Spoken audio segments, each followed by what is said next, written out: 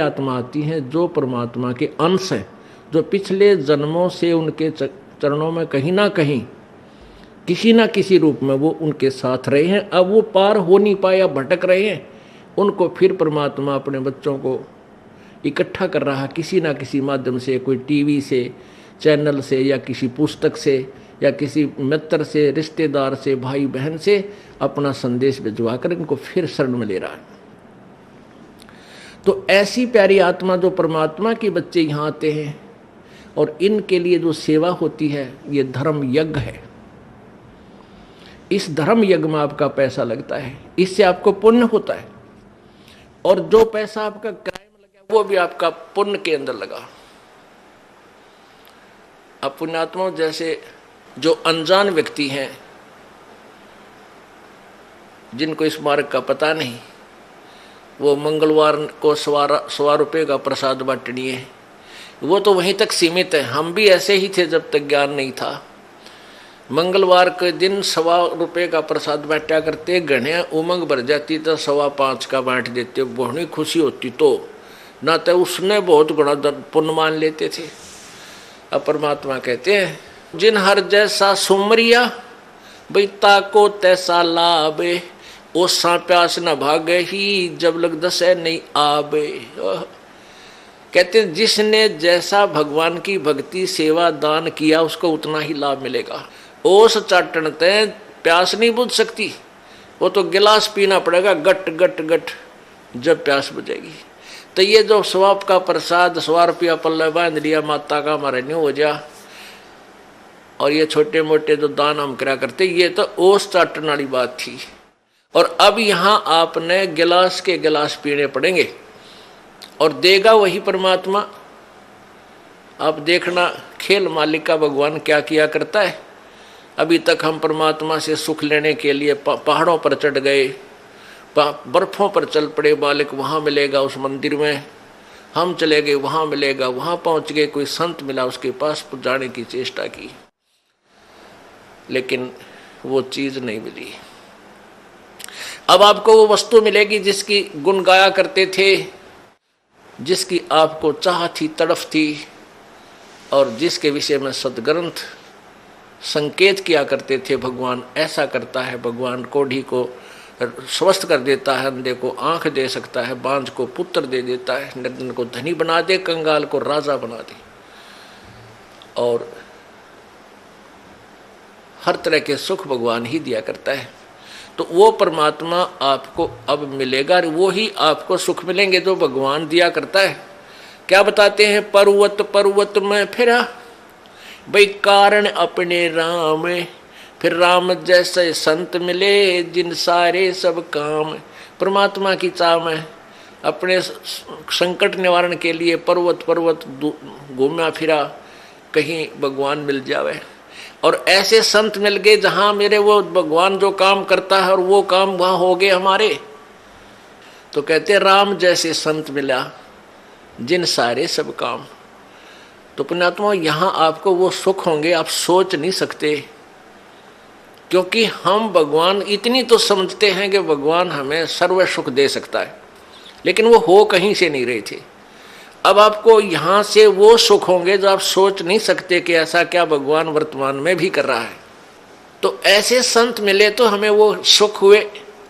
परमात्मा जैसे ही संत मिले जो परमात्मा सुख देता है, तो आपको इस दास के माध्यम से कबीर भगवान परमेश्वर जी आपको वो सुख देंगे जो भगवान दिया करता है, क्योंकि वो पूर्ण परमात्मा है। जो ऐसे व्यक्ति हैं जो इस तत्व ज्ञान से परिचित नहीं है, वो क्या कहते हैं, क्या सोचते हैं कि भी तुम जाते हो, महीने में 2 बार जाते हो, महीने में 1 बार जाते हो, किराया भी लगता है, काम भी आपका, कार्य भी आप छोड़कर जाते हो, तुम क्यों अपना नुकसान कर रहे हो। पुण्यात्माओं, अब उनको तो ज्ञान नहीं इस बात का, वो तो बालक है, अनजान है। जैसे एक कोई शहर का बाबू था,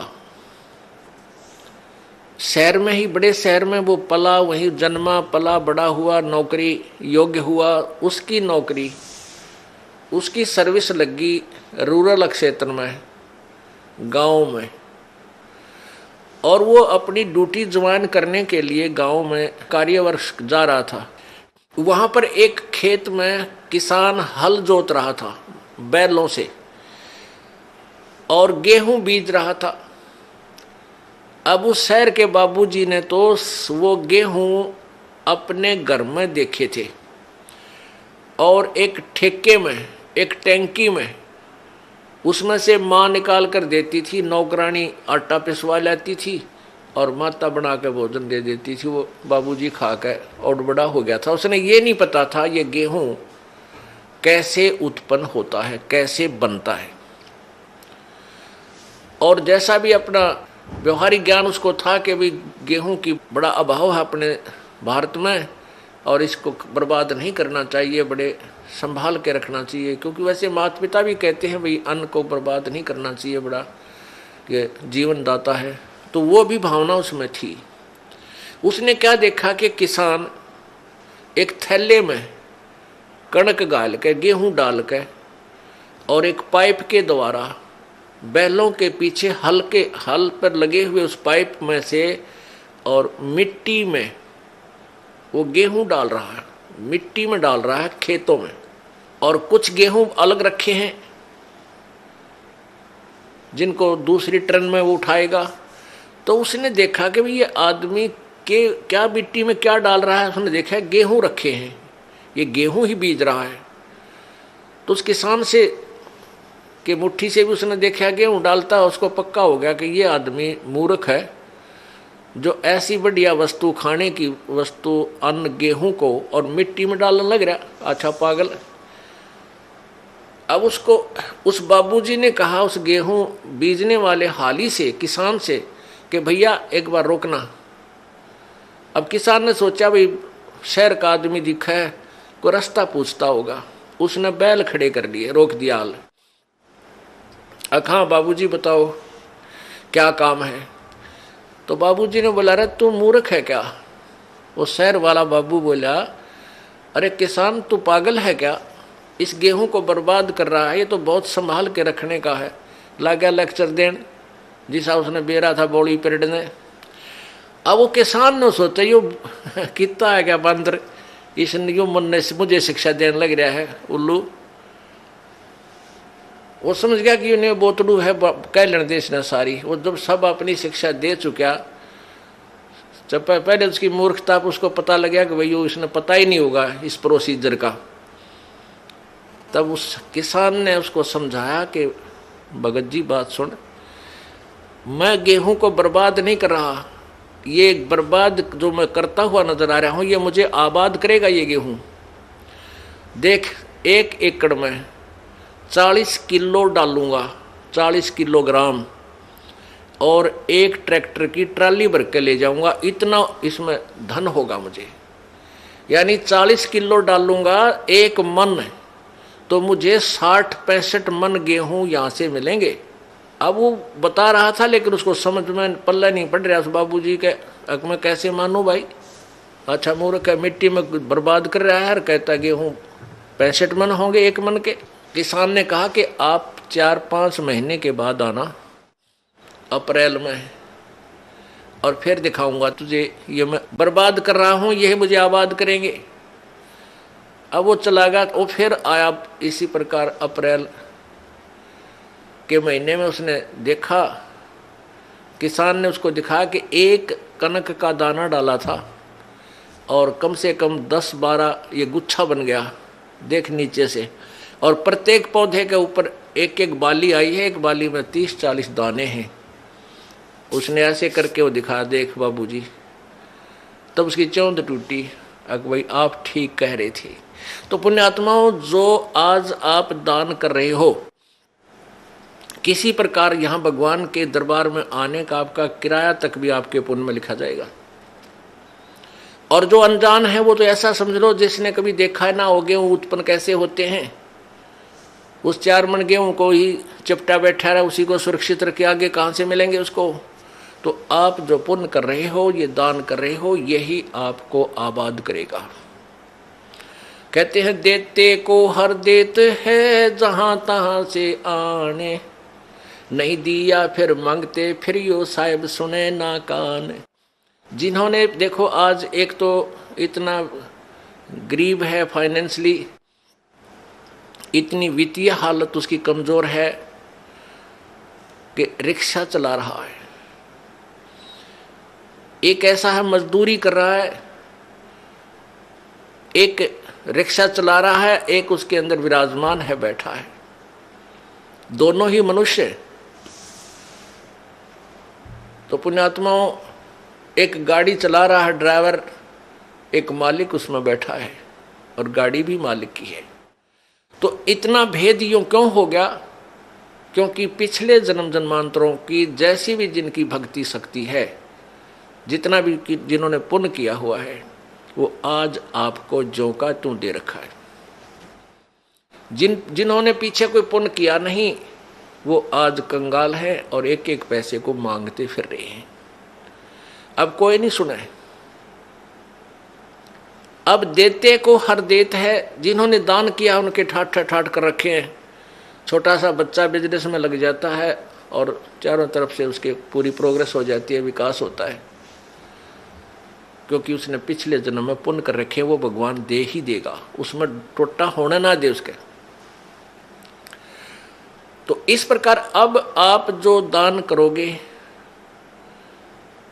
प्रथम तो आप इस बात से परिचित हो जाओगे कि अब जो दान करोगे उसका बेनिफिट केवल अगले जन्म में लेने की चाह मत रखना। आप जो भी पुण्य करोगे या भक्ति करोगे, अपना जन्म मृत्यु का रोग कटाने के लिए ही करना। फिर रही बात आपको यहाँ की सुविधाएं, ये तो अपने आप मिलेंगी। ये भक्ति का जो बाई प्रोडक्ट है, यहाँ की सुविधा तो आपको फ्री ऑफ कॉस्ट देगा। ये भक्ति की विधि ऐसी है, ये भक्ति का वो यथार्थ वे है, पूजा का साधन है, जिससे आपको यहाँ की सुविधाएं तो अपने आप मिलेंगी, मांगने की आवश्यकता नहीं पड़ेगी आपको।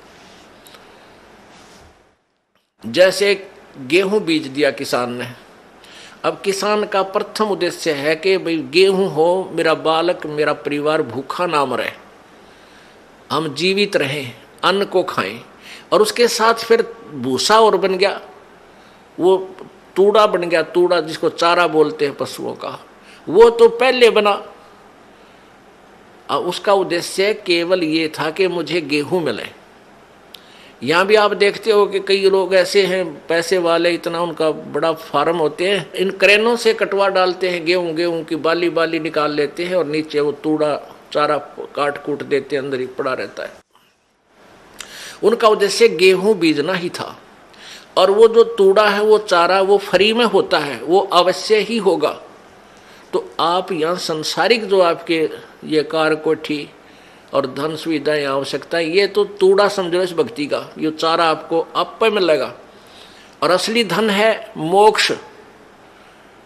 जो बाली है वो गेहूं समझो मोक्ष है। हमारा उद्देश्य मोक्ष प्राप्ति रहना चाहिए, ना कि वो चारा ही प्राप्त करना। अगर चारा उद्देश्य रहेगा तो आप परिपक्व नहीं होने दोगे उस फसल को, गेहूं को, और कच्चे कोई पशुओं को डालकर आप भूखे मर जाओगे, कंगाल हो जाओगे। इसलिए हमने इस प्रोसीजर को पूरी तरह समझना है, और वो समझाने के लिए आपको यहाँ बुलाया जाता है। अब बताओ, हमने आपको यहाँ बुलाकर क्या क्या कराना है? कोई काम नहीं, कोई सेवा नहीं। सेवा तो हम आपको तैयार करें पावा सारी, बच्चे लग रहे हैं यहाँ, पुण्यात्मा जिनको पता लग रहा है कि ये सब अपने भाई हैं, सतलोक के वासी हैं। अब ये भूल भटक गए, यहाँ काल के जाल में फंसे हुए हैं, और इनकी जितनी हम सेवा करेंगे, ये मालिक के बच्चे हैं, परमात्मा लाभ देगा सेवा करने वालों को। और आपकी फिर यहाँ ऑपरेशन होगा मोतियाबिंद का। तुम कहाँ फंसे हुए हो, क्या करना था, यहाँ आए किस लिए थे, तुम कर क्या रहे हो? कोटि जन्म तन भर मत होगे, कुछ ना हाथ लग्या रे, कुकर शुकर खरबा बोरे, कौआ हंस बुगारे। करोड़ों जन्म हो गए तो आप जी ने यही कर्म करते हैं ना, अभी तक कुछ भी पल्ला ना पड़ा। आज कोई फैक्ट्री मालिक है, मृत्यु हो जा, कल गधा बन गया, ओ तेरे की। फिर कभी मनुष्य जीवन मिला, फिर कोई पुण्य किया, फिर मनुष्य जीवन मिला, जब वो उसको फैक्ट्री मालिक बना देगा, और फिर मृत्यु। इस जन्म मृत्यु के रूपी रोग से मुक्त होने के लिए आप जी ने इस ज्ञान को समझकर इस भक्ति मार्ग को उसी उद्देश्य से ग्रहण करना चाहिए जो इसका मूल उद्देश्य है। देते को हर देत है जहां तहां से आन, ना दिया वो मांगते फिरियो साहेब सुने नहीं कान। अपने आत्माओं, आप कथा सुना करते थे कि द्रौपदी को नंगा करने लगे, उसका चीर उतारना चाहते थे और उसका चीर नहीं उतरा, उसको नी वस्त्र नहीं कर सके। उसके पास कौन सा जादू था, वो भी तो एक इंसान थी। और आप यहां देख रहे हो ना जाने कितनी बहन बेटियों के साथ बेइज्जतियां की जाती हैं, उनकी रक्षा क्यों नहीं होती? वो क्या वो पुकार नहीं करती आपत्ति में? क्या वो भगवान को याद नहीं करती उस समय जब उनके ऊपर आपत्ति आती है, कोई दुष्ट दुखी करता है? अवश्य करती हैं, लेकिन उनका पिछला कोई संस्कार पुण्य ऐसा नहीं जिसमें भगवान मदद कर सके। तो ये दुर्गति नकली संतों ने करवा रखी है हमारी, जो जिनके पास भक्ति मार्ग था नहीं, संत बन बैठे, उनके आधार पर ये भोली आत्मा उनको संत परम संत जान के वहां अपना जीवन बर्बाद करके भूत प्रेत बन गए, कोई गधा बन गया। अब ये इस परेशानी को उठा रहे हैं और साथ में और दोषी बन रहे हैं, दूसरों को सता कर ये पाप भूत बनकर भी पाप कमा रहे हैं, दूसरों को दुखी कर रहे हैं। अब यहाँ आने के बाद परमात्मा इनको सीधा कर देगा, अब पे भाग जाएंगे परमात्मा की भक्ति की में इतनी शक्ति होती है। अपने आत्माओं, द्रौपदी जो थी उसकी रक्षा क्यों की भगवान ने? क्योंकि उसने पुण्य किया हुआ था।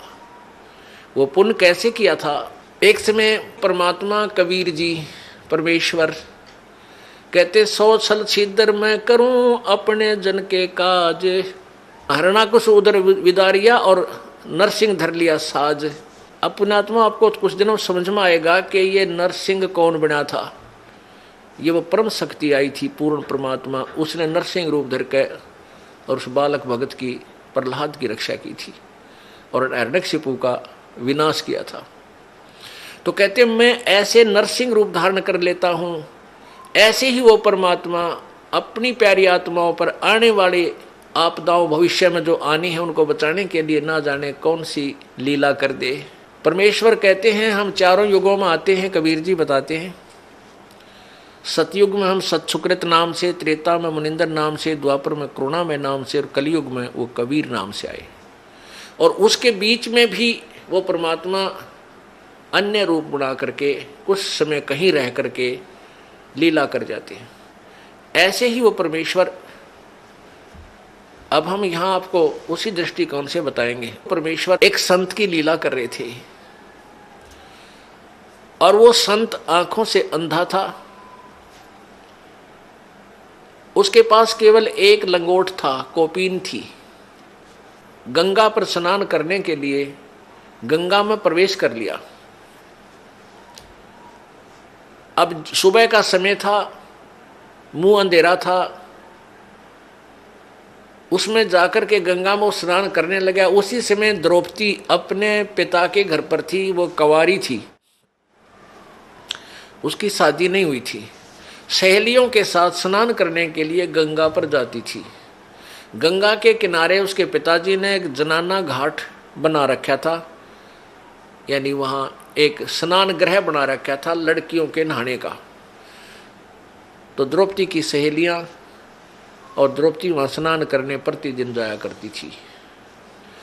अब जो ही वो लड़कियाँ स्नान करने के लिए गई तो लड़कियाँ की आवाज़ें एक दूसरे से बातें करती हुई चलती हैं, दूर तक पता चल जाता है लड़कियां जा रही हैं। तो उस संत ने सोचा कि भाई लड़कियां स्नान करने के लिए यहाँ आ रही हैं और यहाँ अवश्य कोई घाट है और तू तो गलत जगह आ गया, जनाना घाट के पास आकर तू स्नान करने लग गया। इस शर्म के मारे उसके तन पर केवल एक कोपीन थी, पर्दे पर लंगोट था ओनली। इस शर्म के मारे वो दरिया में गहरा चला गया और छाती पानी में, इतने पानी में अंदर प्रवेश कर गया।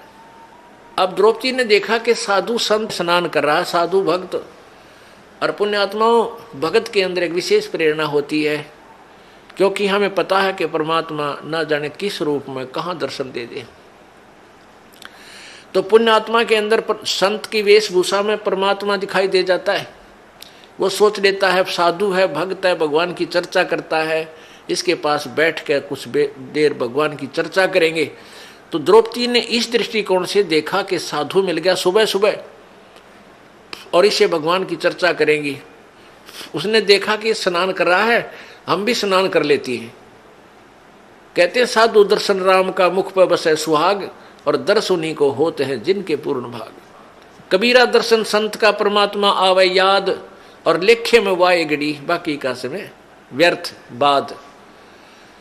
अपने आत्मा जितना समय आपको मालिक ने आने का दिया है, चर्चा सुनने के दिया है, ये एक विशेष घड़ी है आपकी, एक विशेष समय है। ये आपके बहुत अच्छे अकाउंट में, गुड अकाउंट में लिखा जाएगा। तो इस दृष्टिकोण से लड़की स्नान करने लगी, वो द्रौपदी जी भी स्नान करने लगी। स्नान करने के घंटा आध पौन घंटा उन्हें लगा, बाहर आए, देखा कि साधु चला तो नहीं गया है। तो द्रौपदी ने क्या देखा कि साधु स्नान नहीं कर रहा है, वो तो ऐसे कोई वस्तु खोज रहा है। फिर उसने देखा ध्यान से कि इस महात्मा की तो बाहर पटड़ी पर कोई वस्त्र नहीं है, और लगता है इसकी कोपीन पर्दे का कपड़ा इसका बह गया। तो क्या हुआ, उस संत का स्नान करते समय जो उसने एक धागा तागड़ी बांध लेते हैं, बेल्ट की तरह एक छोटा सा धागा बांधा करते हैं पतला सा, उसने यहाँ हरियाणा में तागड़ी बोले, एक बेल्ट टाइप, और उसमें लंगोट उलझा लिया करते वो ऊपर आगे पीछे, और वो तागड़ी टूट गई, वो कोपीन भी बह गई, निवस्त्र हो गया संत। अब वो पहले इतने जल में था तो फिर इतने पानी में चला गया और हाथ मार रहा है कि हो सकता है ये लड़कियां नहावें, कोई इनका कपड़ा बह का आ जावे, अपना पर्दे पर बांध के मैं बाहर चला जाऊं, आज तो बड़ी मुश्किल हुई। अब वो सोच रहा था, ऐसा हाथ मार रहा था कि शायद कोई हाथ लग जावे, ऐसे ऐसे कर रहा था। अब लड़की ने देखा कि नहा नहीं रहा है, तो क्या बात है, ऐसे ऐसे हाथ कर रहा है, ऐसे ऐसे। तो देख लिया आपने विचार करके कि इसका तो कोई कपड़ा निवस्त्र है ये, और कपड़ा इसका खो गया। तो लड़की ने, द्रौपदी ने अपनी साड़ी, एक तो स्नान करने बांध के गई थी वो उसमें से नहीं दिया, उसने जो नई धोती धोई धाई कपड़ा था उसका जो बांधना था उस दिन, पहनना था नहाकर, उसमें से एक गेट, एक बिलात यानी 9 इंच 8-9 इंच कपड़ा पाड़ा और जल में बहा दिया। उसने सोचा ये जल में बहता हुआ महात्मा के हाथ लग जाएगा और ये उसमें बांध के अपना चला जाएगा, बाहर आ जाएगा। तो महात्मा के हाथ नहीं लगा, संत के हाथ नहीं लगा। उसने फिर दूसरा कपड़ा पाड़ कर डाला, फिर तीसरी ऐसे ही एक स्ट्रिप सी पाड़ी, टुकड़ा पाड़ा कपड़े का, साड़ी से फिर डाला, ऐसे 8-9 लीर, उसका लीर बोलते हैं हरियाणा में, लीर यानी एक टुकड़ा लंबी कतरन सी, वो 8-9 पाड़ कर डाल दी। 8 यानी 8 नीम 72 यानी 5-6 फुट के करीब कपड़ा डाल दिया, महात्मा का हाथ लग गया। अब लड़की ने सोचा भाई साड़ी भी तकरीबन पाड़ डाली और इसका काम आया को ना। वो न्यों सोचा थी कि कहीं मैं बोल पड़ी और निकट जाऊंगी, महात्मा शर्मा जागा, शर्म का मारा कहीं आगे को ना सरक जा, दरिया का बहाव बहुत ज्यादा है, कहीं डूब ना जा। फिर उसने सोची तो मुंह तो नहीं बोलूंगी नहीं, एक लंबी लकड़ी ले ली, जंगल से लंबी लकड़ी लाई ढूंढ गए और उसके एक लीर और पाड़ी, एक टुकड़ा और फाड़ा 8-9 इंच का, और उस लकड़ी का लपेटा दे के, और महात्मा ऐसे हाथ मार रहा था, उसके हाथ के निकट कर दी। जो ही उसके हाथ लगा लड़की महात्मा का, संत का, एकदम उसने पकड़ा, देखा अको हो तो बड़ा साइज का कपड़ा मिला है। ओहो हे भगवान, हे परमात्मा, जब आशीर्वाद दिया कि हे प्रभु आपने बड़ी दया करी अपने दास पे। और फिर हिसाब लाकर देखा कि ये कोई कपड़ा वैसे नहीं आया, ये किसी बेटी ने, क्योंकि अंधे के हाथ आंखों का काम करते हैं। उसने सब हिसाब देख लिया, ये साड़ी का कपड़ा है और किसी बहन बेटी ने डाला है। तो आशीर्वाद दिया कि बेटी आज तने मेरी इज्जत रखी है, भगवान तेरी इज्जत रखा है और भगवान तने घणाए दे। अब कहते हैं संत बोले सहज सुभा और जो चाहे सो कर दे। सात वचन पलटे नहीं चे पलट जाओ ब्रह्मांड। अब उस आशीर्वाद दिया, हृदय से दिया। अपने आत्मा यहाँ देखो खेल भगत कैसा होता है। लोभ करे तो ऐसा करे, लालच करे तो ऐसा करे। ये नकली लालच नहीं करे, किसी का जो है ना मिलावट कर दी, किसी का घाट तोल दिया, किसी का कुछ गड़बड़ कर दी, ये लालच माड़े हैं, ये गलत होते हैं। लोभ करे लालच करे तो ये करे कि वहाँ लड़की ने देखो, द्रौपदी राजा की लड़की थी और नौकरानियाँ और सहेली छोटे घरों की होती थी, न जाने कितनी उनके साथ थी। और वो एक बांदी को कहती कि तू अपनी साड़ी में तो फाड़ के टुकड़ा डाल दे, तो वो तुरंत डाल देती। पता था कि राजा की लड़की मुझे इससे भी सुंदर साड़ी लाकर नई दे देगी, और राजा की लड़की का आदेश मोड़े कौन नहीं, उसको उल्लंघन नहीं हो सकता। लेकिन वहाँ उसने देखा कि यदि मैं अपनी साड़ी आज मैं दान करूँगी मुझे मिलेगा, और बांदी करेगी तो बांदी को मिलेगा। इतनी गलती मैं क्यों करूँ, अपनी मजदूरी इसको दूँ। तो यहाँ भगत को इस दृष्टिकोण से भी बहुत सोचना होता है। अपना लालच लोभ अब इस टाइप का करे, यहाँ के धन जोड़ने का लोभ आपका विनाशक होता है, और लूटन का नहीं करे, लूटने का करे परमात्मा के नाम पे। फिर देखना, अब वहाँ तो वो अपने घर चलेगी, संत चले गए, द्रौपदी का ब्याह हो गया। विवाह होने के बाद फिर राजा युधिष्ठिर ने एक महल बनाया शिष्य का। द्रौपदी पांचों पांडवों की साजली पत्नी मां के आशीर्वाद से होगी। उधर से दुर्योधन जो था वो धृतराष्ट्र का पुत्र था, और युधिष्ठिर अर्जुन हर का चचेरा भाई था, यानी ताऊ का लड़के थे। अब धृतराष्ट्र अंधा था, पांडव उनका पिता जो था युधिष्ठिर हर का वो अंधा नहीं था, तो उसको बड़े भाई को वैसे राज, बड़े बेटे को राज मिलता है, धृतराष्ट्र को राज नहीं मिला था इस कारण से, अंधा होने के कारण। इसलिए युधिष्ठिर के पिताजी को राज्य प्राप्त हुआ था। उधर से दुर्योधन ईर्षा रखता था कि ये राज हमें क्यों नहीं मिला। उधर क्या हुआ कि जब इन पांडवों ने अर्जुन होर ने एक महल बनाया शीशे का, काफी शीशा लगा हुआ था, अधिकतर उसमें आर पार पारदर्शक।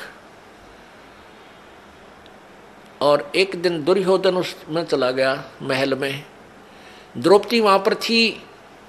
उसने देखा कि दुर्योधन की टक्कर लगी, शीशा दिखा को नहीं, टक्कर लगी तो एकदम वो ऐसे गिरता हुआ मुश्किल से बचा। और द्रौपदी ने हंस के मजाक करते हैं जैसे अपने छोटे पति के छोटे भाई से यानी देवर से मजाक कर दिया, कहा कि अंधों की संतान अंधी ही होती है। अब उसने कहा था एक हंसी मजाक में, और वो मान गया दुख गणा। इस बात को सुनकर उसकी तनमन में आग लगी और उसका प्रतिशोध लेने की सोचने लग गया। तो क्या किया उन्होंने, जुए में युधिष्ठिर को खिलाया और जुए में सारा राज भी जीत लिया, और द्रौपदी को भी दांव पर लगा दिया युधिष्ठिर ने, और द्रौपदी भी जीत ली। अपने आत्माओं आम जिन के गुण गावें, इस महाभारत ने पढ़ कर हम राजी हुआ करते, प्रसन्न होते थे, हमें कोई पुण्य मिलेगा। इनकी कहानी पढ़ कर देखा तो हे भगवान बता, ऐसा भी कोई निकम्मा होगा अपनी पत्नी ने जुए पर ला दे। इनके सारे इतिहास इतने बेकार, और हम इन न पढ़ा करते, इनसे हम क्या शिक्षा लेते। आगे देखना क्या होगा इनका, इस कथा के अंदर आपको बहुत निष्कर्ष मिलेगा। अब उधर से एक नौकरानी भागी आई दौड़ी दौड़ी। दुर्योधन ने कहा कि जाओ लाओ उस अर्जुन की पत्नी को यहाँ बैठाओ मेरी जांग पे लाके नंगी करके। देख कितनी बेहुदी बात, और भरी सभा में। अब ये बात सुनकर वह नौकरानी भागी आई कि किसके पास, द्रौपदी के पास, और कहा द्रौपदी आज तक बात बिगड़ गई, आपको जुए में जीत लिया कौरवों ने और आपको वहां पर नंगा करेंगे। दुर्योधन कह रहा है कि उसने मुझे अंधे की संतान कहा था और हम अंधे की संतान हैं, हमें कुछ दिखाई नहीं देता, वो उसको शर्म क्या आएगी, उसको नंगा करो मेरे सामने, हम तो अंधे हैं। अब द्रौपदी का यह बात जची नहीं कि ऐसे कैसे हो सकता है। उस नौकरानी से द्रौपदी ने पूछा वहां और कौन बैठे हैं, कि पांचों पांडव बैठे हैं, चाचा विदुर बैठा है और भीष्म पितामह, द्रोणाचार्य और कर्ण, और साथ में 101 कौरव बैठे हैं। द्रौपदी ने कहा कि नालायक, इतने आदमियों में और मुझे नंगा कैसे करेंगे, तेरा दिमाग खराब है। अब नौकरानी नहीं बोली, कहा क्या बोलूं, मैंने जो सुना था बता दिया। इतने में दुशासन जो दुर्योधन से छोटा था वो दुष्ट गया और द्रौपदी को पकड़ के केस बाढ़ पकड़ के और घसीट के लाया और वहाँ खड़ा कर दिया। और दुर्योधन ने कहा कि इसके कपड़े चीर उतार दो, इसको नंगा करो और मेरे जांग पर बैठा दो। यानी गंदा, कितनी बेहुदी हरकत, और भरी सभा में वो दुष्ट करने जा रहा था। और वहाँ कौन कौन विद्यमान थे, पांचों पांडव बैठे हैं, उसके पति द्रौपदी के, और भीष्म पितामह द्रोणाचार्य जो गुरुजी थे, और कर्ण, ये तीनों एक नंबर के योद्धा थे। और इन तीनों में से एक भी खड़ा होकर ये कह देता उस दुर्योधन और दुशासन को, खबरदार इस बेटी का हाथ लगाया। वो इतने योद्धा थे, पता था दुर्योधन को कि तुम्हारा सर्वनाश कर देंगे, तो हिम्मत नहीं थी दुशासन और दुर्योधन की इस द्रौपदी की चीर का हाथ लाने की।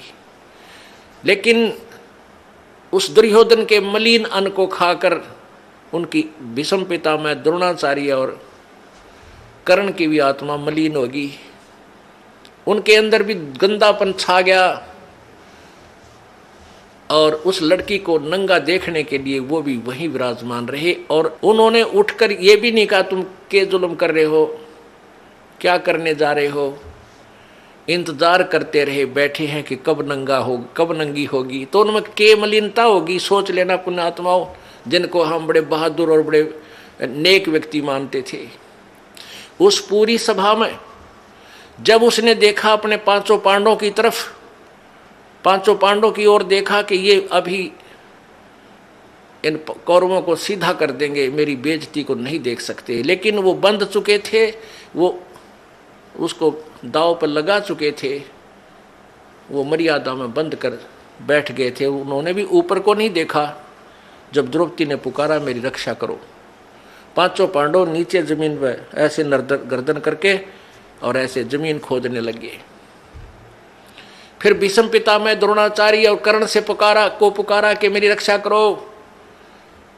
वो तीनों ने भी कोई उत्तर नहीं दिया, कोई रिस्पॉन्स नहीं दिया।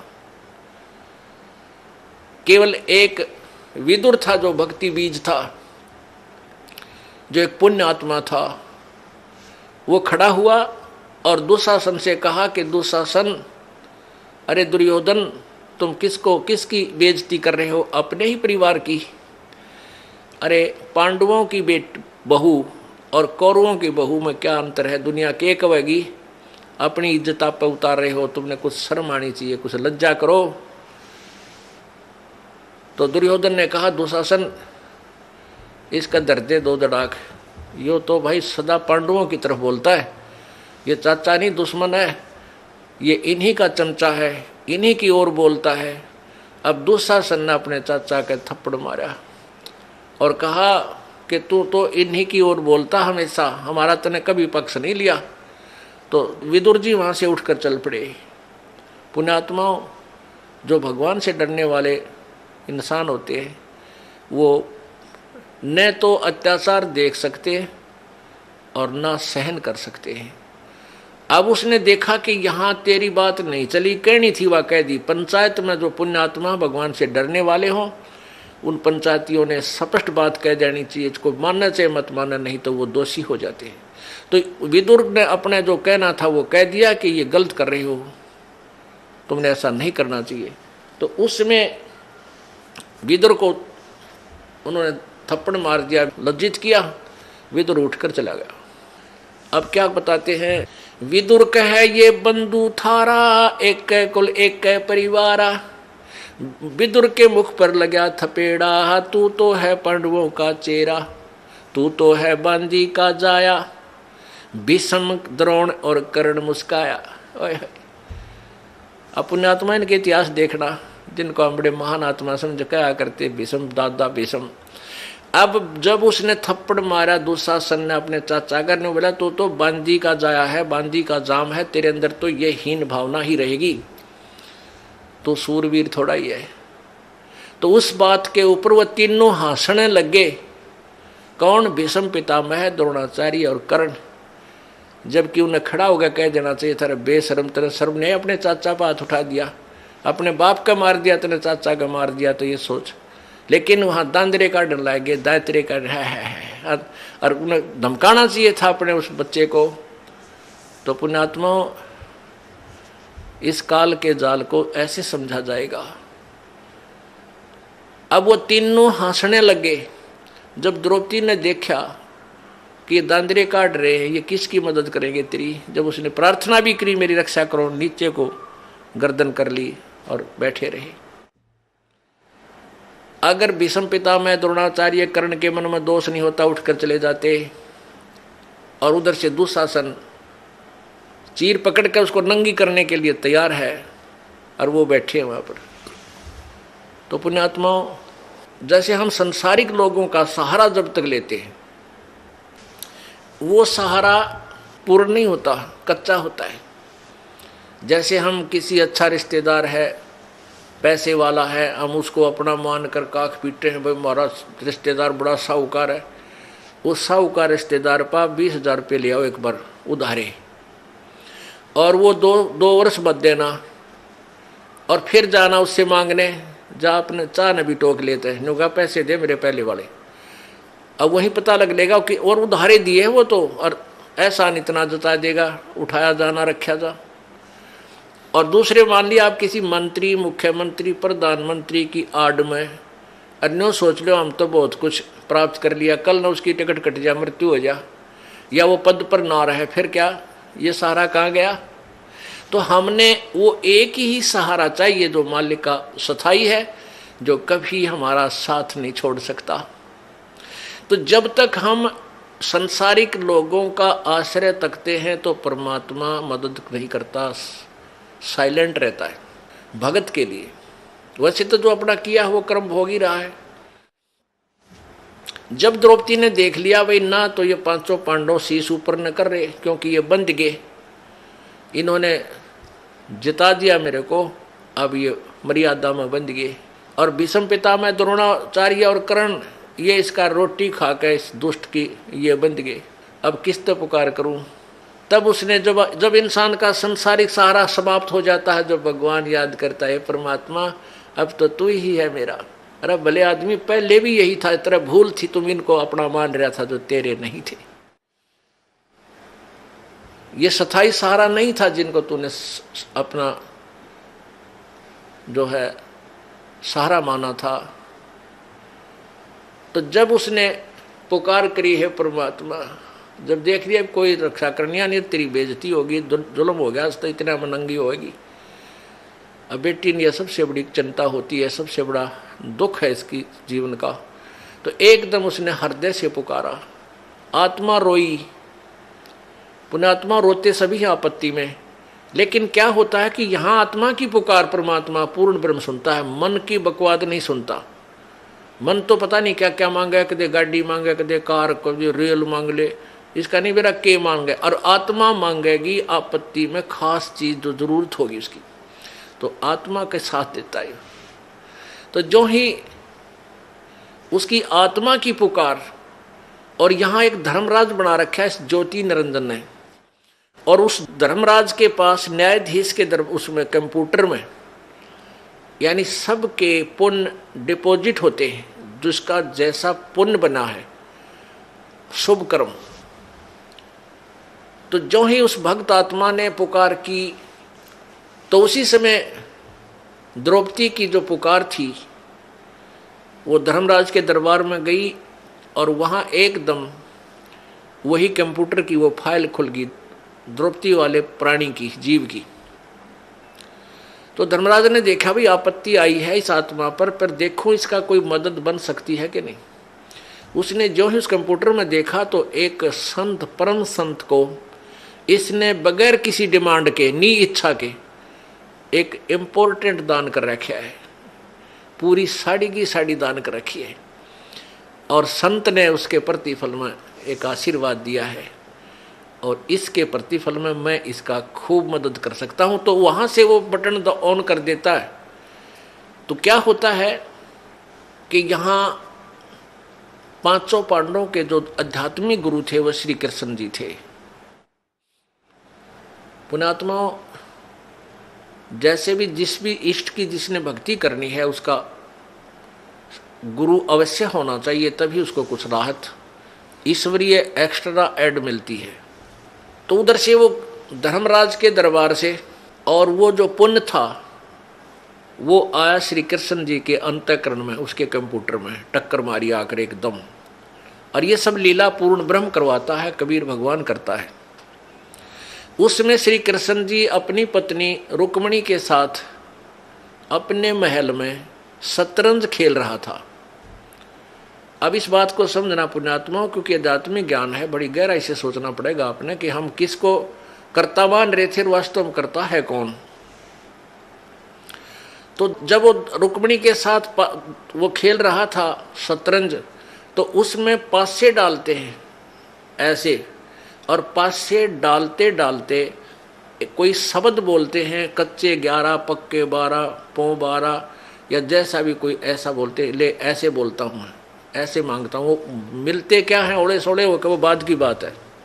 तो जो ही श्री कृष्ण जी ने पासे डाले, उधर से वो कंप्यूटर धर्मराज के दरबार से कंप्यूटर से रिफ्लेक्स होकर के वो पुण्य आया श्री कृष्ण जी के पास, और एकदम श्री कृष्ण उसमें पावर आई, एकदम श्री कृष्ण जी का हाथ ऐसे आकड़ गया। पौ 12 नहीं बोला, कच्चे 12 18 नहीं बोला, हाथ ऐसे करके कहने लगा अनंत। जैसे किसी में प्रेत आ जा रहे एकदम कहता कुछ रोकड़ जो करने लग गया, ऐसे उसमें ऐसी क्रिया श्री कृष्ण जी की होगी। तो रुक्मणी ने हाथ पकड़ा और हंसने लगी, कहने लगी ये अनंत क्या है, ये कहते 11 बोल के 12 बोलने थे, ये अनंत क्यों कहा। तो वहां श्री कृष्ण जी ने के अंदर वो चेतना दी काल परमात्मा ने। अब क्या बोली वो पावर जो श्री कृष्ण जी के अंदर आई थी, रुक्मणी कर पकड़ा मुस्काई, हाथ पकड़ के हंसन लगी और अनंत कहा, मोकू समझाई, यो अनंत क्यों कहा तने मुझे समझा। अब कहते हैं दुशासन ने द्रौपदी पकड़ी और हमारी भक्ति सकल में सिकरी, जय हमारी भक्त पिछोड़ी होई तो हमारा नाम न लेवे कोई। तंदे ही से पासा डारी, वो तो वहां खेल रहा है, फिर पासे खेलने लग गया इतना कह के। तो वहां से वो शक्ति, वहां से जैसे अब यहाँ कंप्यूटर आजकल जो चल पड़े हैं, इनसे बहुत कुछ राहत हमें आध्यात्मिक ज्ञान सुनने में मिलती है। जैसे कंप्यूटर लिखने वाले क्या करते हैं, एक पॉइंट से लेते हैं, फिर उससे आगे उसका लेखन कार्य उसी से करते हैं, कितना कर लो जाए।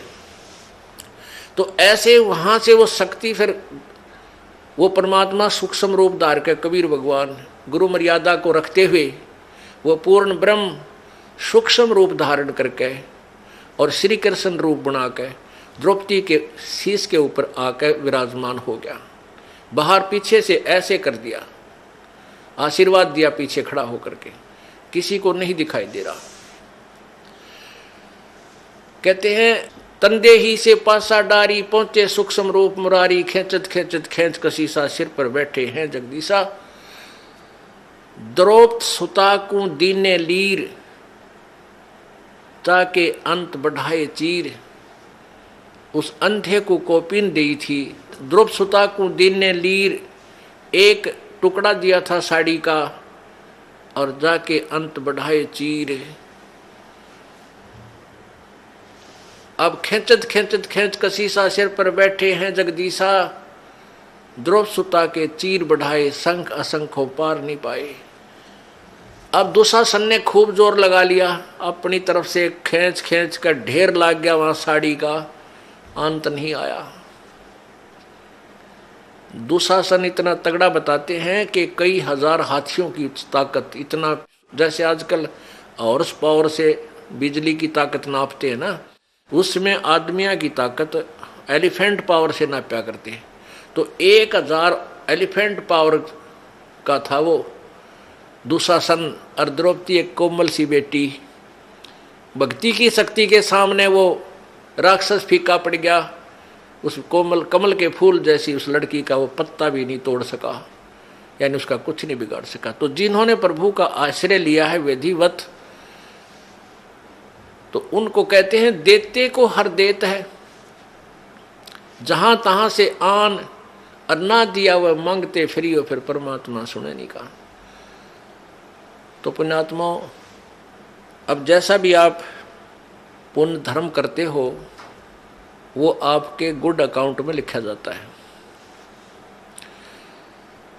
जब तक आप परम संत पूर्ण परमात्मा की शरण में नहीं आते, तब तक आपके जो पुण्य डिपॉजिट भी होते हैं वो भी काल यहीं बर्बाद करवा देता है।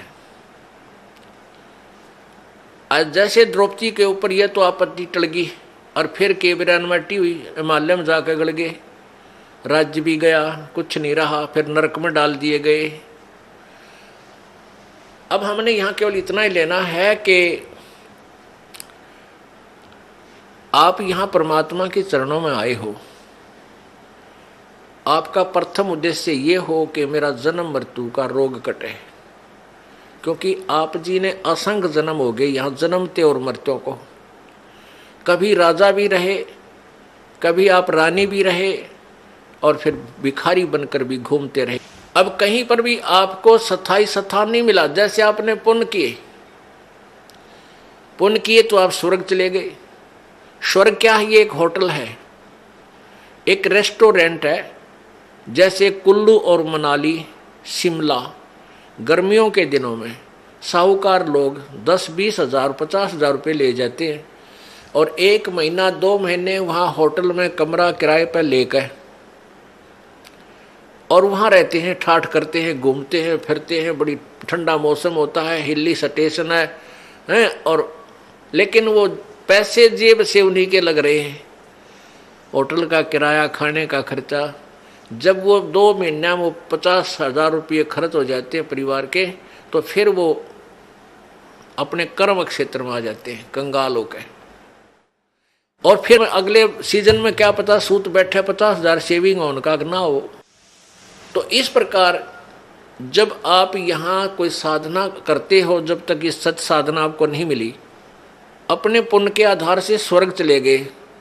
उस स्वर्ग में आपको देव बना दिया, देवता, या कोई और पद दे दिया, या वैसे कॉमन स्वर्ग में आप ठाठ करो, लेकिन वो पुण्य आपके ही समाप्त हो रहे हैं। जिस दिन आपकी पुण्य पूंजी समाप्त हो जाएगी, उसी दिन आपको वहां से, जैसे यहाँ से मार दिया जाता है, वहां भी आपको मार दिया जाएगा। अचानक मृत्यु होगी, तुरंत नरक में, फिर नरक में डाले जाओगे। तो इस झंझट से पीछा छुटवाने के लिए आपको ये परमेश्वर कबीर जी की शरण लेनी पड़ेगी। और इन नकली कबीर पंथियों संतों से भी आपका काम नहीं चलेगा, क्योंकि उनके पास यथार्थ भक्ति विधि नहीं है, परमात्मा का यथार्थ ज्ञान नहीं है। तो पूर्ण संत से, और जिसके पास वो मोक्ष जड़ी हो, वो मंत्र है सतनाम और सारनाम, वही आपको इस जन्म और मृत्यु के झंझट से छुटा सकता है। तो वो जड़ी इस दास को परमात्मा ने दे रखी है। आप अब शिक्षित समाज है, पढ़ा लिखा एजुकेटेड जो है ना पूरा समाज हो गया है, बहन बेटी भाई। अब आप इस तत्व ज्ञान को जो दास आपको बताता है, जो परमेश्वर ने इस दास को बताया है, सदग्रंथों में विद्यमान है, इसकी तुलना करो आपके गुरुजियों के ज्ञान से, और फिर देखो वो अधूरे हैं या पूरे। टोटली इनकम्प्लीट पाओगे आपको, सारे नकली कति टोटली पूरे पृथ्वी पे। आप इस बात को अभिमान मत समझना, इसको तत्व ज्ञान समझना, ये सच्चाई समझना। अभिमान नहीं करता ये दास, क्योंकि अभिमान तो वो इंसान करे जिसका कुछ अपना कोई योगदान हो। ये तो परमेश्वर कबीर जी का दिया हुआ ज्ञान है, दास को उन्होंने बुद्धि दे दी और आपको बता रहा हूँ समझा के, इतना ही मेरा योगदान है। तो किसी के पास भी पृथ्वी पे आज मोक्ष मार्ग नहीं है, वो केवल इस दास के पास है। और आप भी इसको ग्रहण करो और अपने जो भी आपका साथी है, बहन भाई है, मित्र है, रिश्तेदार है, उनको भी समझाओ और ये नाम उनको दिलाओ, कल्याण करवाओ। बोलो सतगुरुदेव। परम पिता परमात्मा, सारी सृष्टि के रचनहार, कुल मालिक कबीर परमेश्वर, कबीर देव, कबीर साहब अपनी प्यारी आत्माओं को काल के जाल को समझाने के लिए आप ही इस पृथ्वी लोक पर आते हैं। जब वो यहाँ आते हैं, अपने तत्व ज्ञान को प्रचार करते हैं, उसमें हम परमात्मा को पहचान नहीं पाते, क्योंकि इस काल भगवान ने, ब्रह्म ने पूरे मानव समाज में अज्ञान भर रखा होता है। उस अज्ञान आधार से अज्ञानी ऋषियों, संतों और गुरुओं ने परमात्मा को निराकार बता रखा होता है। उस सिद्धांत के आधार से हम परमात्मा को निराकार मानते रहते हैं, और जब परमेश्वर इस धरातल पर आते हैं हम उसको पहचान नहीं पाते, और काल के दूत उस परमेश्वर का विरोध करते और करवाते हैं। क्योंकि परमात्मा जब आते हैं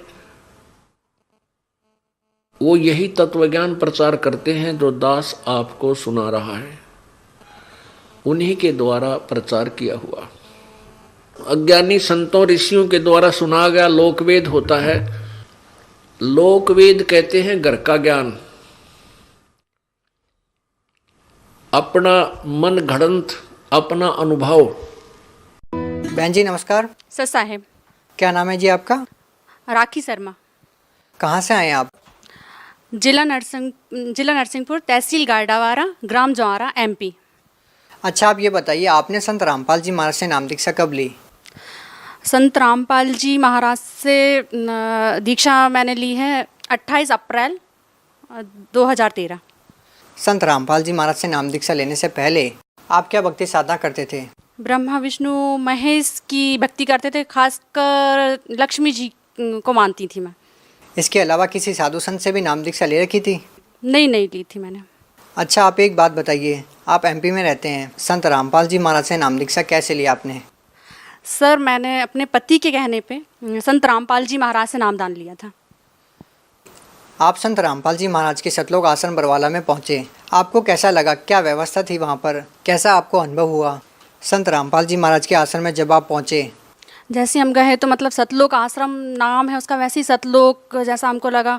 वहाँ छुआछूत नहीं मानते थे किसी भी तरह से, मतलब जाति समाज मतलब वो कुछ नहीं, सब एक साथ रहते थे। सभी लोगों के लिए एक साथ खाना खाना, एक साथ रहना। ये नहीं है कि मतलब ये बड़ा आदमी है तो मतलब उसके लिए कुछ VIP चीज़ है, ये कुछ भी नहीं। अच्छा, आप ये बात बताइए कि आपके पति क्यों चाहते थे कि संत रामपाल जी महाराज से नाम दीक्षा लें? क्योंकि मैं मतलब मेरा तो दिया परमात्मा का जीवन, संत रामपाल जी महाराज का दिया जीवन है। और मेरे पति मतलब सब जगह मुझे बता चुके थे। डॉक्टर, मुझे भूत प्रेत बाधा भी थी, डॉक्टर इलाज भी उन्होंने मतलब पूरा करवा लिया था। उन्हें मतलब कहीं मतलब विश्वास नहीं था, पर उनके लिए ये था कि एक सच्चा ज्ञान क्या होता है, उन्हें वो चीज़ की प्रेरित थी।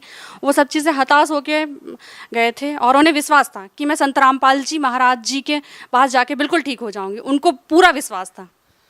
आपके पति ने आपको सब जगह दिखा लिया था, साधु संतों से भी वो मिल चुके थे, उसके बाद भी आपको आराम नहीं मिला। उसके बाद आपको वो संत रामपाल जी महाराज के आश्रम में लेके जाते हैं, आपको नाम दीक्षा दिलाते हैं और वो खुद भी नाम दीक्षा लेते हैं। क्या उसके बाद आपने जो बताया कि आपको भूत प्रेत की बाधा थी, आपको और भी जो बीमारियां थी, क्या वो ठीक हुई? बिल्कुल ठीक हो गई। लौट के वो चीज़ मतलब शरीर में है ही नहीं, वो तकलीफ नहीं है। संत रामपाल जी महाराज से नामदान लेने के बाद वो चीज़ तो हमारे शरीर में है ही नहीं। मतलब बिल्कुल, मतलब उनका दिया जीवन है, उन्हीं की दी सांसें हैं और संत रामपाल जी ही की दी सांसें हैं। बिल्कुल। संत रामपाल जी महाराज से नाम दीक्षा लेने से पहले आपको क्या बीमारियां थी? मुझे थायराइड था, जो मैं बताती हूँ, मैं रिपोर्ट लेकर आई हूँ, 1 मिनट में बताती हूँ। कहाँ पे दिखाया था?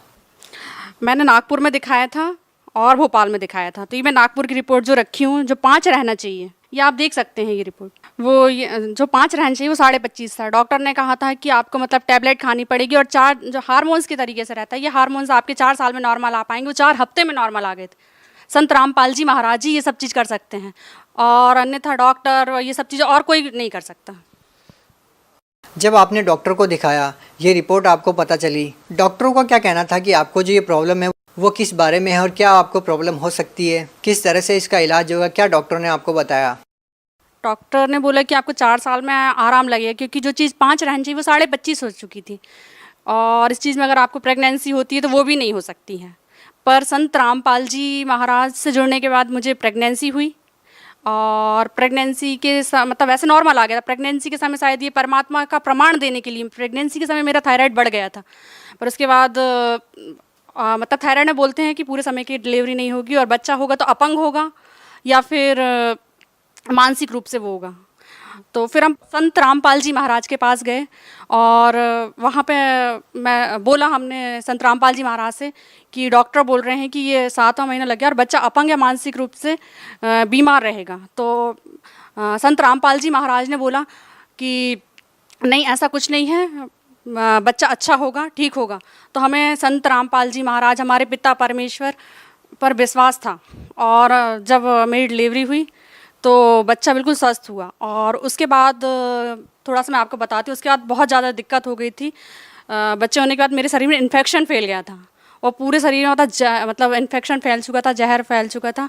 और फिर मैं डिलीवरी रूम में लेटी हुई थी, मैंने परमात्मा को याद करा, गुरुजी आ जाओ। मतलब जब दिक्कत परेशानी होती है तो एक अपने पिता को याद करा जाता है, जन्म देने वाले। पर मेरे लिए तो मेरे मतलब बंदी छोड़ संत रामपाल जी महाराज हैं, क्योंकि मैं तो मर चुकी थी, उन्हीं की दी सांस से हैं। तो बस मैं रो रही हैं और डॉक्टर बोल रहे हैं कि इनको सरकारी अस्पताल रेफ़र कर दो। पूरी हरी नीली पड़ गई थी, मुझे खुद लग रहा था कि मैं बिल्कुल नहीं बचूंगी। पर संत रामपाल जी महाराज मतलब मेरे पिता खुद कहाँ हरियाणा में हैं और अचानक मैं याद कर रही हूँ उनको कि गुरुजी आ जाओ, गुरुजी आ जाओ, हे संत रामपाल जी महाराज आ जाओ, मेरे पिता आ जाओ, कि मैं आखिरी समय आपको देख सकूं, क्योंकि आपकी दी सांसें, मैं मर जाऊं तो मतलब कोई वो नहीं रहेगा, आपकी दी सांसें हैं, एक बार आप मुझे दर्शन दे जाओ परमात्मा। गुरुजी, लेबर रूम का गेट लगा था, अपने आप गेट खुला, गुरुजी आए, संत रामपाल जी महाराज आए, उन्होंने मुंह पे हाथ रखा, सर पे हाथ रखा और अचानक मेरे सर से मतलब एकदम उल्टी हुई और उल्टी के बाद अपने आप जो पॉइजन था वो पूरा निकल गया। मतलब ये एक चमत्कार है, डॉक्टर तक से रेफ़र करने लगे थे जो सरकारी अस्पताल में। ये केवल संत रामपाल जी महाराज, एक पिता अपने बच्चे के लिए कर सकता है, अन्यथा कोई संसार में नहीं है जो मतलब मरे हुए को जिंदा कर दे। ये संत रामपाल जी महाराज ही कर सकते। कौन से हॉस्पिटल में थे उस टाइम पे आप? जिला नरसिंहपुर के अग्रवाल हॉस्पिटल में थे हम। संत रामपाल जी महाराज से नाम दीक्षा लेने के बाद आपको और क्या लाभ मिला? जैसे कि मैंने आपको बताया, डिलीवरी के समय मुझे इन्फेक्शन हुआ था और मतलब पूरे शरीर में पॉइजन फैल गया था, उससे मतलब मुझे नया जीवन दान मिला। और थायराइड था, जो बच्चा अपंग बताया था वो बच्चा हुआ, बिल्कुल ठीक है, मानसिक रूप से भी ठीक है, शारीरिक रूप से भी ठीक है। और मैं आपको एक लाभ और, मैं बहुत बड़ी बाधा थी मुझे, वो मतलब वो अब लौट के मेरे शरीर में नहीं, संत रामपाल जी गुरु जी की कृपा से। और मैं आपको एक लाभ और बताना चाहती हूँ कि जो मुझे हुआ है, एक बार क्या हुआ कि मैं चूड़ी की कवर्ड में चूड़ियाँ रखी हुई थी, जैसे ये चूड़ी कवर्ड है मेरा, और बस ये ऐसा सांप फन करा हुआ सांप बैठा हुआ था, और बस सांप के पास से मैंने चूड़ी उठाई, सांप ने फन करा पर मुझे काट नहीं पाया। संत रामपाल जी महाराज ने मुझे हर तरीके से मतलब हर जगह मुझे बचाया। और मेरे बच्चे को सफ़ेद दाग थे, बड़े बच्चे को 10 साल का है वो, उसे भी सफ़ेद दाग हो चुके थे। तो आज वो बिल्कुल पूरा ठीक है। सब लोग बोलते थे कि ये कभी ठीक नहीं होगा, इसका और ज़्यादा फैल जाएगा और शायद इसका कहीं इलाज नहीं है, पर संत रामपाल जी महाराज ने उसको ठीक करा। और मेरे हस्बैंड को सोराइसिस है, उसमें भी उनको काफ़ी आराम है। भगत समाज को क्या संदेश देना चाहते हैं? भगत समाज को संदेश देना चाहते हैं कि आजकल ये झूठे गुरुओं के चक्कर में ना पड़े। संत रामपाल जी महाराज सच्चा ज्ञान देने आए, प्रमाणित ज्ञान है। आपने कहा कि झूठे गुरुओं के चक्कर में ना पड़े। अब हजारों की संख्या में जब धर्मगुरु हैं तो लोग कैसे पहचानें कि कौन झूठा है और कौन सच्चा? तो वो तो आजकल पढ़ा लिखा समाज है। प्रमाण मतलब गुरुजी तो गीता जी, रामायण जी में से प्रमाण बता रहे हैं। सच्चे गुरु क्या पहचान है, गीता जी में बताया है कि आपने सच्चे गुरु की पहचान के बारे में बताया। अगर आपसे पूछा जाए कि सच्चे गुरु की क्या पहचान है तो आप क्या बताना चाहेंगी? सच्चे गुरु की तो मतलब सबसे बड़ा प्रमाण है हमारे गुरु जी कि आज तक मतलब कोई जितने भी गुरु हैं उन्होंने मतलब कभी प्रमाणित ज्ञान नहीं बताया। कोई ब्रह्मा विष्णु महेश की, तो कभी कोई किसी की भक्ति बता रहे हैं। मतलब जो प्रमाणित ज्ञान है और उल्टे वृक्ष को सीधा का बताए, सच्चे गुरु की वही पहचान है, गीता जी में बताया गया है। और सच्चा गुरु वो है जो कि मतलब शिष्य को सही राह पिलाए। जैसे कि हमारे गुरु जी हैं तो वो उन्होंने उनके नियम हैं। हर जो गुरुजी लोग रहते हैं उनके नियम नहीं रहते हैं। आज संसार जुड़ जाए भैया, पर मतलब गुरुजी से क्या नियम की वजह से भी इंसान जैसे पैर पड़ना पढ़ाना, इस वजह से ये सब और गुरु लोग इन्हें मना नहीं करवाते, तो उनके नियम हैं। जैसे कि आज ये समाज को मैं ये संदेश देना चाहती हूँ कि आज आपके भी बच्चे हैं छोटे छोटे, आज गुरुजी के ये नियम में नशा छीना नहीं है, तो आज ये छोटे बच्चे जो नशा छीनेंगे नहीं तो वो करेंगे क्या, है ना। तो मतलब ये है कि गुरुजी और दहेज लेना देना ये सब बंद करवाया। आज मतलब ये सरकार नहीं करवा पा रही। नशे का सामान आज भी बिक रहा है, पर संत रामपाल जी महाराज के जो भगत हैं वो मतलब ना नशा का सामान खरीदते हैं ना ही, और सबसे बड़े आज जो अपने बच्चा जनरेशन है तो वो जब नशा का सामान जो लेगी नहीं, खरीदेगी, छीएगी नहीं तो वो करेगी क्या, है ना।